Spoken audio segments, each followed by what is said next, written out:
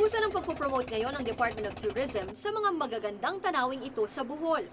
Pero bukod dito, ang di alam ng marami, may iba pang yaman ng Bohol, ang mga makasaysayang lugar dito. Mahigit 1 linggo na ang nakararaan ng muntik gibain ng mga ancestral house sa Baclayon, Bohol.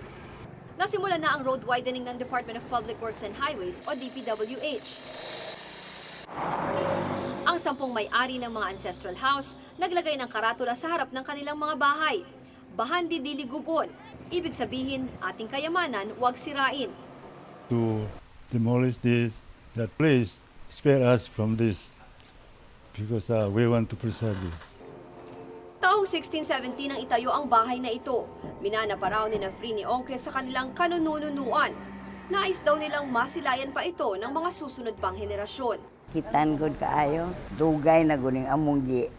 Juan, gisunod sa among ginikanan.